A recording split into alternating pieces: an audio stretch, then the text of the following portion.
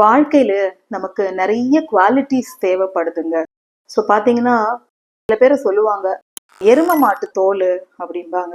இப்போ எரும மாட்டு தோல் மட்டும் இல்லைங்க, தக்காளி தோல் கூட இப்போ திக்காக தான் இருக்கு. தக்காளியோட தோல் திக்னஸ்னால அது 20 நாள் ஆனாலும் 1 மாசம் ஆனாலும் அது அப்படியே ஸ்ட்ராங்கா இருக்குது, கெட்டியா இருக்கு. ஷெல்ஃப் லைஃப் பீரியட் ஜாஸ்தி இருக்கு. இது தக்காளிக்கு நல்லதா கெட்டதாங்கிறது செகண்டரிங்க. ஆனா நம்மளோட குவாலிட்டிஸ்க்கு வந்து திக் ஸ்கின், அதாவது ரொம்ப கடினமா இல்ல ஸ்ட்ராங்கா இருக்கிறதுங்கிறது ஒரு நல்ல பண்பு. சரி, இந்த உறுதியான பண்புக்கு ஒரு கதை சொல்றேங்க. ஒரு ஆபீஸ்ல என்னாச்சு, எல்லாரும் சாப்பிட உக்காந்துட்டு இருந்தாங்க.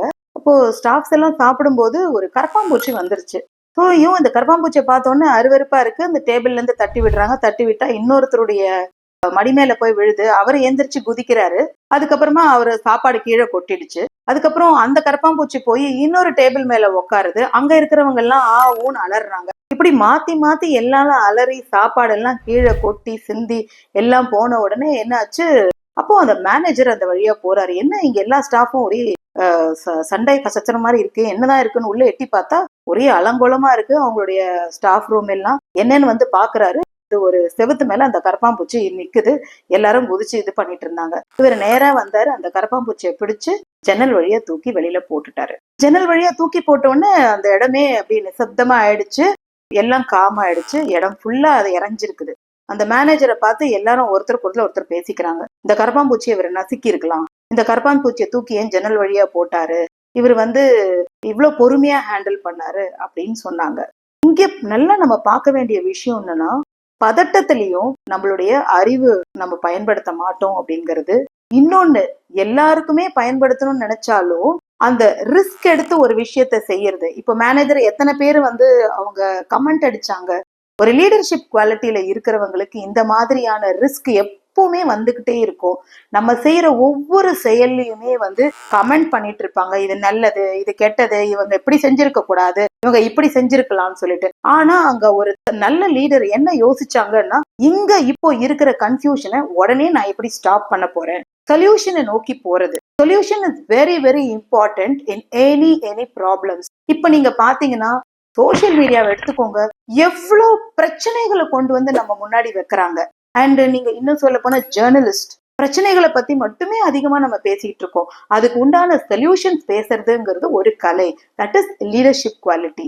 ஸோ இந்த ஒரு ஆட்டிடியூட், ஹர்ட் மென்டாலிட்டியை பத்தி நம்ம பார்ப்போம். இப்போ இதுக்கு ரீசெண்டா தான் நடந்தது, ஏர் இண்டியா கிராஷ் நடந்தது அப்படின்னு சொல்லி இத்தனை பேர் இறந்தாங்க அப்படிங்கிறது. பிறந்து வர்றதுக்கு ஒரு காரணம் இருந்தா இறந்து போறதுக்குமே ஒரு காரணம் இருக்கு. இந்த ஏர் இண்டியா கிராஷோட விஷயத்த திரும்ப திரும்ப டிவில போட ஆரம்பிச்சு இந்த நியூஸ்ல எல்லாம் சொல்ல ஆரம்பிச்ச அப்புறம் இப்ப ரீசன்ட் டைம்ஸ்ல பாத்தீங்கன்னா எங்கெல்லாம் அந்த மாதிரியான நியூஸ் இருக்கும் அதை எடுத்தே திருப்பி திருப்பி போடுறாங்க. இதுல இந்த இது வந்து பிரேக் டவுன் ஆச்சு, அந்த பிரேக் டவுன் ஆச்சு, இந்த பிளைட் டேக் ஆஃப்க்கு டிலே ஆச்சு. ஸோ இது என்ன ஆகுதுன்னா, நெகட்டிவிட்டிக்கு நம்மள அறியாமையே நம்ம போய் அதை அதிகமா பாக்குறதுனால இந்த ஜேர்னலிஸ்ட் எல்லாம் என்ன நினைச்சுக்கிறாங்க, மக்கள் அதிகமா எதை கேட்பாங்களோ எதை பார்ப்பாங்களோ அதுதான் நானும் காமிப்பேன் அப்படின்னு சொல்லிட்டு அவங்களுடைய டிஆர்பி ரேட்டை இன்க்ரீஸ் பண்றதுக்காக ஒரு விஷயங்களை செய்யறாங்க. இதுல எல்லா ப்ராசஸ்ல எல்லாம் பாத்தீங்கன்னா பொறுப்புணர்வும் லீடர்ஷிப் குவாலிட்டியும் குறைஞ்சிருக்கு. பாக்குற நமக்குமே பொறுப்புணர்வு இருக்கணும், செய்யறவங்களுக்குமே அந்த பொறுப்புணர்வு இருக்கணும். நாம இந்த நெகட்டிவ் விஷயங்களை சொல்லணுமா வேண்டாமா? அதே மாதிரி லீடர்ஷிப் குவாலிட்டியில நாம இந்த வேலையை செய்யும் போது என்ன விதமான நமக்கு தடைகளும் வரலாம். நம்மள வந்து 4 பேர் கெட்ட மாதிரியும் பேசுறாங்க.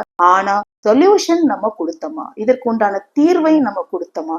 நம்மளுடைய ஒவ்வொரு செயலுமே தீர்வை நோக்கி செய்தால் அது உண்மையாவே ஒரு லீடர்ஷிப் குவாலிட்டியை வச்சுதான் இருக்கும். சமுதாயத்துல நிறைய பேர் நிறைய விஷயங்களை செய்யறாங்க.